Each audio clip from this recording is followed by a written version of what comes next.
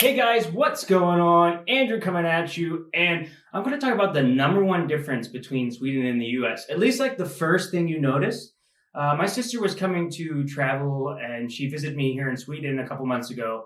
And I asked her, I said, you know what, Goose, what's the first thing you noticed about Sweden as opposed to the US? I gave her no input or anything. And what she said to me was how quiet everything was in Sweden. And it's so interesting to hear this because one of the number one things I hear when I go back to the US is people say that I talk much more softly than I used to. And it's super interesting. So I've talked about this with a few Americans that happen to, be in Sweden, and we've had our theories on why it seems that Sweden is like much more quiet.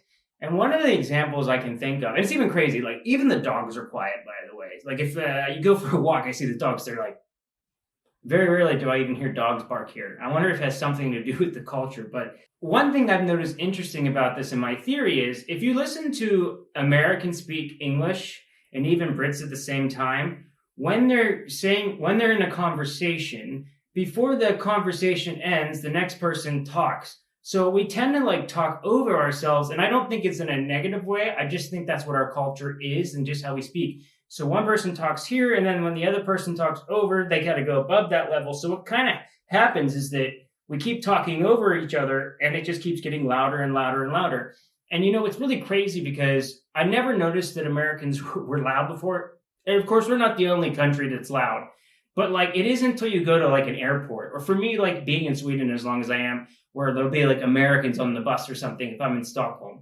And they are talking so ridiculously loud, or at a restaurant, so ridiculously loud. And the crazy thing is, they don't even notice it. And the thing is, when Swedes talk, and this is an important point, when Swedes talk, one person ends the conversation and then another person starts speaking. There's always a little bit of pause in Swedes speaking to one another, and they very rarely talk over each other. So I think it's just how you speak. There's always a slight pause.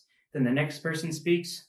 And it's just interesting how language has an effect on different cultures. Now, Swedes are very quiet overall, and it's not as common to have small talk with one another. I mean, the most small talk I have with people is I'll say, hey, if I see them for a second, or maybe if I run, I'll say something to someone if they're running, or just give them a smile. But other than that, you don't really communicate so much to other people, and it's better to just be kind of quiet and reserved. It's part of our culture. So the interesting thing about Swedes, though, is like Friday and Saturday night, when Swedes are drinking a lot, they really let loose. So I always joke with people that Sweden is like one of the most quieted places in the whole world, except on Friday and Saturday nights, and sometimes on Little Saturday on Wednesday. So whereas Americans, we don't need booze to be loud and obnoxious.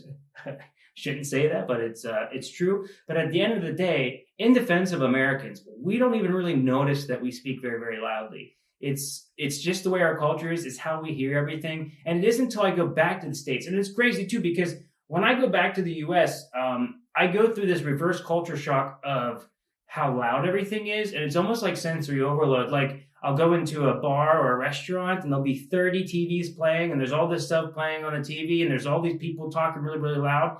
That the first couple of days when I go back to the States, I have sensory overload and I just fall asleep early, and I get these headaches. And after about a week, I totally adjust to everything.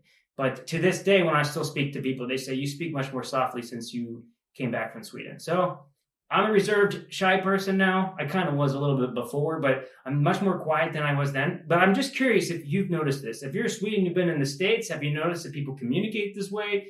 If you're a foreigner and you're in Sweden, have you noticed how quiet everything is?